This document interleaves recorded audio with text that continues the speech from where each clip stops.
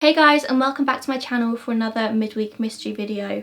This week we're covering a very well-known case in the UK. It's probably one of the most prolific missing persons cases ever to have happened in the UK, but I'm not sure how well known it is internationally. It's the story of 16-year-old Damien Nettles, who disappeared on the 2nd of November 1996, seemingly into thin air. And this happened on the Isle of Wight in the UK. Now, for a bit of context for our international viewers, the Isle of Wight is a small island just off of the south coast of England. It's about 2 miles off of the Hampshire coast and it's quite a small island. It has a population of about 140,000 and the small town that Damien lived in had a population of about 10,500. It's about 150 square miles and you can drive from the west to the east of the island in under 50 minutes. To get to the island you have to cross the Solent, which is a thin stretch of ocean about 2 miles at some point from the mainland to Isle of Wight,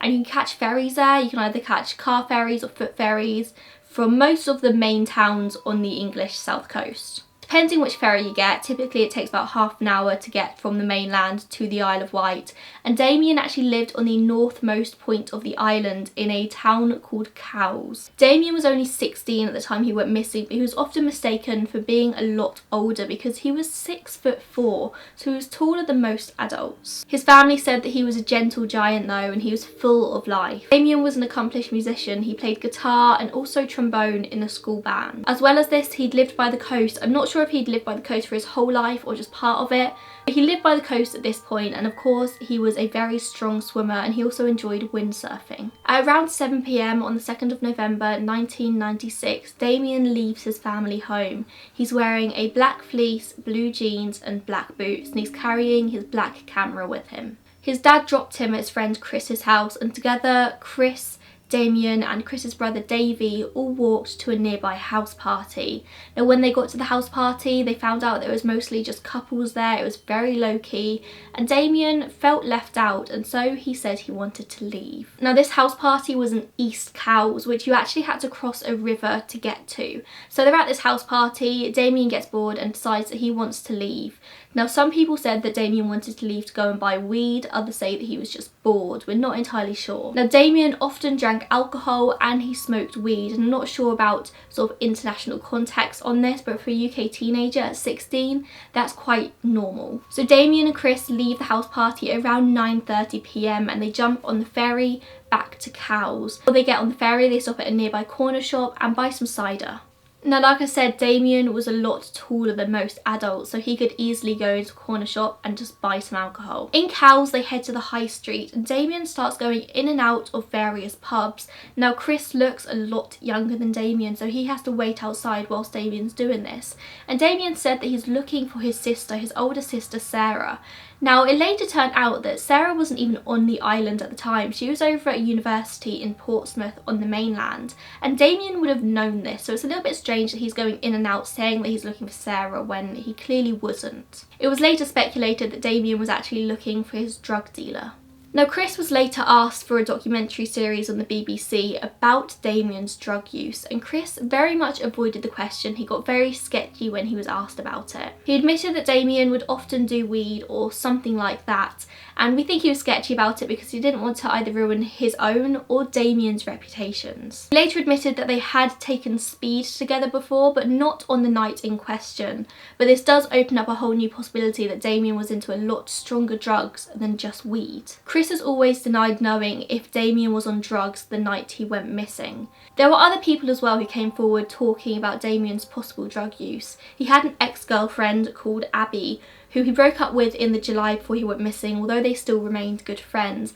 Abby said that towards the end of their relationship, Damien started acting a little bit shifty. He started acting differently, and now she can probably attribute that to drug use. He had a girlfriend at the time he went missing as well, a girl called Gemma who lived in Suffolk on the mainland, and she said that the police never actually came to her and asked anything about Damien's possible drug use. About 10 PM, Damien walks into a chippy on the high street called Yorkies, and a chippy is a fish and chip shop. It's just often abbreviated to chippy in the UK. He walks into this chippy before leaving, having not bought anything. At this point, Chris is bored and cold and wet and says to Damien that he just wants to go home. home, and so they walk together in the direction of their homes. So they start to walk home and they part ways at Granville Road, where Chris begins to walk in the direction of his own house, and he says that Damien starts to walk through Northwood Park up the steps, which would have been in the direction of his house. Chris walked straight home and he's always insisted that it looked like Damien was walking towards his house as well.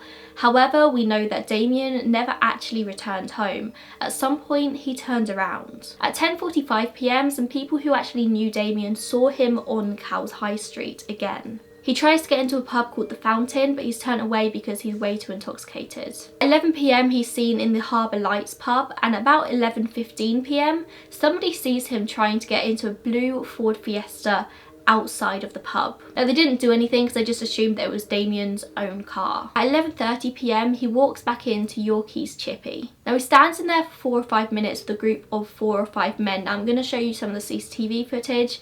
Damien is the one at this point who has stood sort of to the left or right.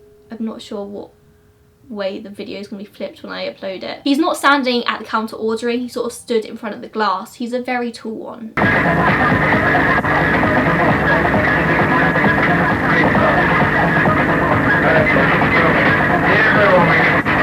He's chatting nicely with a group of men who are already in there. It doesn't seem like there's any tensions there, they're just talking. This group of men were later identified years later, and they were found to be military men, which is why it took them so long to find out who they were. A lot of people speculate that these 5 men had something to do with Damien's disappearance, but I don't really think so. Just the fact they saw him in a chippy doesn't mean that they later went on to murder him or something like that. But I do think that if the police had found them earlier than they did, then maybe the men would have remembered something that Damien said or did, or saw him walk in a particular direction. After a few minutes, he's the only one left in the shop, so he goes up to the counter to order, and he is trying to speak to the man and he cannot get his words out. He is just repeating, "One, please, one, please," and the man saying to him like, "One what, mate? What do you want?" One, please.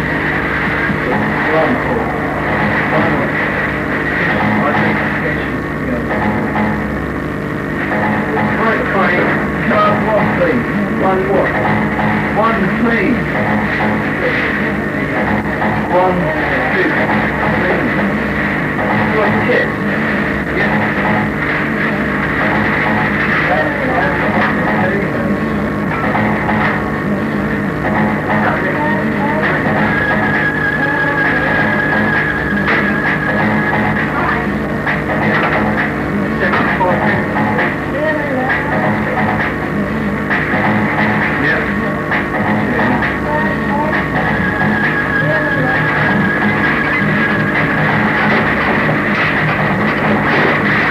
Eventually, Damien actually has to point to what he wants on the menu, and the man gives him a portion of chips. The employee who served him and others who were watching from behind the counter later confirmed that it didn't seem like Damien was drunk. They dealt with drunk people in and out of their shop all night, every night. They were on the high street. But they said that Damien seemed to be on something else. He wasn't drunk, but he was definitely on something. And I've got to say, from watching the footage back, I do agree with this. After the chippy, Damien heads back down the high street and he's seen talking to somebody, apparently, in the blue Ford Fiesta outside of the Harbour Lights pub. Now, I couldn't find much more on this. I only saw this in sort of 1 or 2 different sources. So this may or may not be true, and I don't know if they ever found out who owned the car or if they sort of identified who he was talking to at that point. This doesn't seem to be a point that news articles dwell on. Then he heads back down the high street, passing Yorkies again, and he waves at the employees, and then he tries to get on a bus. It's 11:52 p.m. and he's seen getting on a bus before having a chat with a bus driver, and then he tries to take a photo of the bus driver before just getting off. No matter how intoxicated he was, he still managed to thank the driver before getting off the bus, even though the bus driver hadn't taken him anywhere. And this is so English. I don't know if all around the world people thank the bus drivers before getting off the bus, but this is just a very English thing to me. And it just shows that no matter how intoxicated, how out of it Damien was, he still remembered to thank the bus driver. You will never be on a bus in England without every single person saying thank you, before they get off. I'd actually be really intrigued to know if that's a thing across the entire world, if that's just a very cultural English thing, which isn't relevant to the story, but I'd be intrigued to know. Witness later came forward to say that about midnight, Damien approached them saying they're watching us before walking away. But again, this is similar to the information about Damien speaking to somebody in a blue Ford Fiesta. I've seen this mentioned in a couple of sources, but nobody seems to dwell on it, even though it is a little bit weird, so I'm not entirely sure how much basis this has. 12:06 AM is the last evidence of Damien ever being alive. He's caught on CCTV on Cowes High Street, just eating his chips, minding his own business. Now this footage has since been lost, so I can't show you this. From the point where he was, there are only two possible routes that he could have taken home in which he wouldn't have been caught on further CCTV. One of them would have been a walk down the coastline. Now this was November, it was a very dark, wet and cold night, and his mother insists that Damien wouldn't have chosen to take this route. She insists that no matter how drunk or high he was, this walk just wouldn't have appealed to him when there was another option there. Why would he choose to walk down the wet and windy seafront when he could just cut through a park, which was the other option here? However, the route through the park would have taken him through very quiet residential areas, and people argue that if Damien had taken this route and got into some sort of altercation on the way, people in the houses would have heard. It was such a quiet area that if people were having an argument inside the house, passers-by on the streets could hear every word. Damien's 9-year-old sister Melissa was the first to notice that he hadn't returned home the next morning. Parents immediately start to panic a little bit, as any parents would do if your kid hasn't come home after a night out. First, they do the logical thing and they call Chris's house and they ask Chris if Damien had gone home with him, and Chris says no, he hasn't seen him since he left him the previous night. They contacted more of Damien's friends to see if anybody had seen him, but of course nobody had. At 3 PM the next day on November 3rd, Valerie, Damien's mum, goes to the police station to report her son missing. Apparently, even in the very early stages of the investigation, the police department were really unhelpful. Damien's friends and family who did the original door-to-door inquiries, going around asking anybody if they had seen or heard Damien at all. And it was a friend of Valerie's, a woman called Dr. Corinne Lawrence, who actually accessed the CCTV footage of Damien for the first time. She went round all of the local businesses asking if she could have a look at the CCTV, and this is where she found the footage of Damien in Yorkies. The police, however, were the ones who had to track the footage on the high street, and Valerie requested if she could come in and have a look at the footage herself, and the police agreed. But luckily she did this, because she goes into the station and realises that the man that the police have been tracking on the footage isn't her son. They've been tracking the complete wrong person. She has to wait and watch the footage herself and point out her son to them. The police later lost this footage, and they said that the officer who lost it has been dealt with, but I'm not sure in what way. Corinne and Valerie said that although they put their best efforts in helping the police try to find Damien, the police just brushed them off, referring to them as hysterical women. For months, the police stood by the theory that Damien had just fallen into the Solent. They said that he decided to walk down the seafront and that maybe he'd either fallen or decided to go for a late night swim and he drowned in the water. Now this sounds like an obvious solution here. You can't blame the police for saying this is possibly what happened. But the only problem is that everything that ends up in this water eventually washes back up to shore, and Damien has never washed back up, and it's now been 22 years. Pretty much everyone, including the professionals who know these waters, agree that if a body has drowned in that water, it would wash up to shore. Damien's dad, Edward Nettles, actually spoke to the harbour master at the time, who consulted all of the charts of the night that Damien went missing. And the harbour master was also sure that if Damien had drowned in the sea that night, he would have washed up within 2 to 3 days. Regardless, of course, they sent search boats out into the water, and of course they came back with nothing. Right now we're just going to talk about the possibility that Damien ran away, and this isn't really a possibility if I'm honest with you.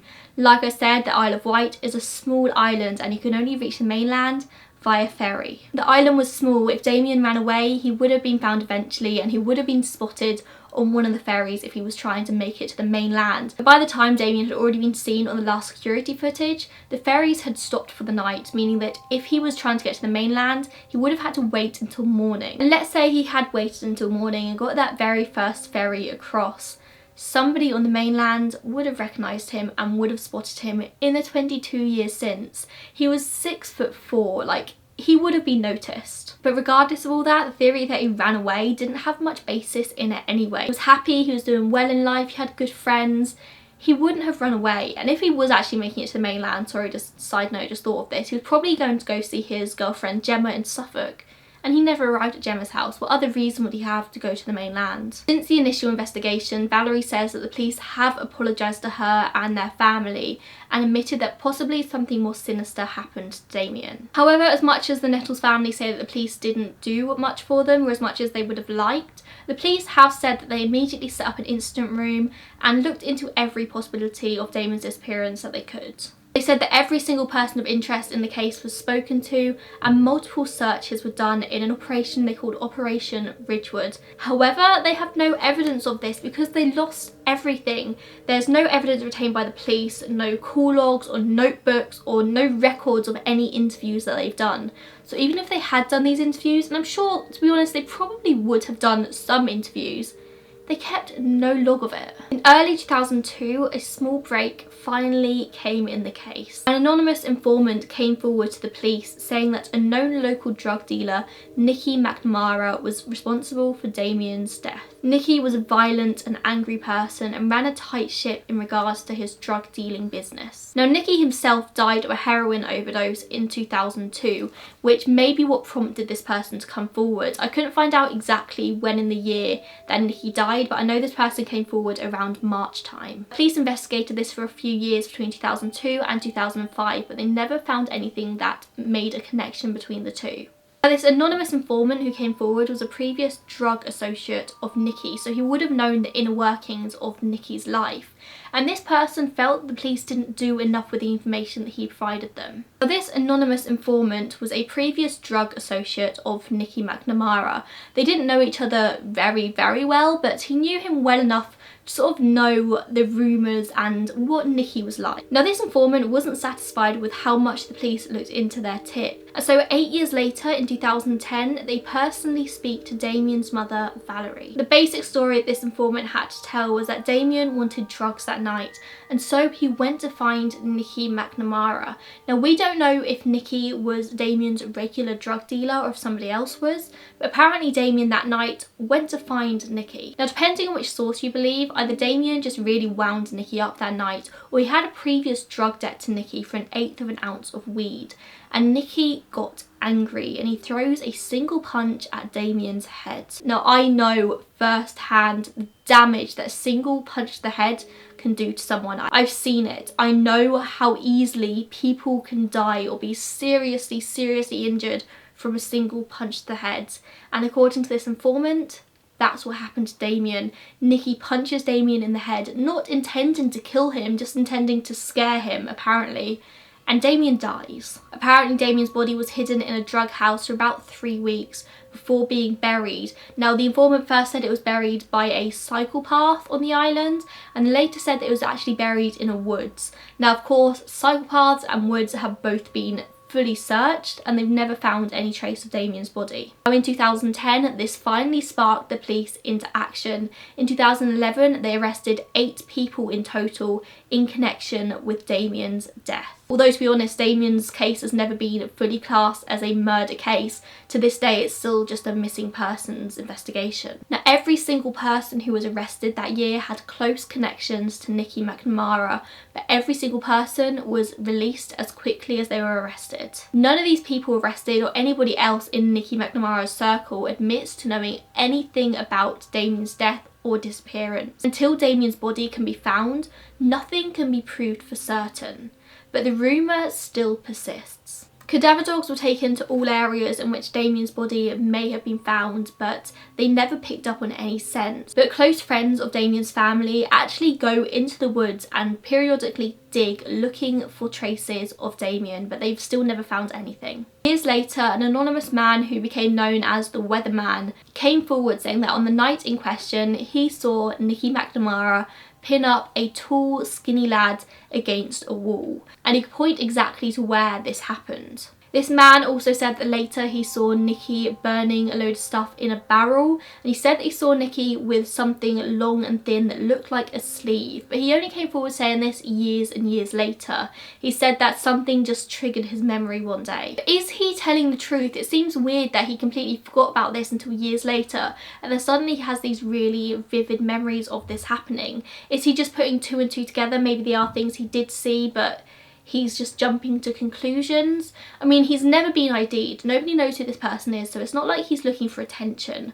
Maybe he just wants to be part of the story. Regardless whether this weatherman is telling the truth or not, this definitely did stir up new attention in Damien's case and made the police look into it even more. Now, one of Nikki's accomplices was a man called Daniel or Danny Spencer, and apparently he was with Nikki on the night that Damien was murdered. He was literally stood next to him as Nikki threw the punch. Now, Daniel will not admit anything, even though Nikki died years and years ago. And this could be for a couple of reasons. Either he's an accomplice to murder here, or he's guilty of perverting the course of justice. If he's known something for all these years and never come forward, then he would probably still end up in jail. Now, rumour has it that Daniel Spencer actually managed to get his hands on confidential police files. He managed to get his hands on the witness statements. It's very possible this Daniel Spencer threatened people to stay quiet, knowing who had come forward and said what. And we're not sure if Daniel Spencer was one of the 8 who were arrested in 2011. But the big question is, how did he get hold of these police documents?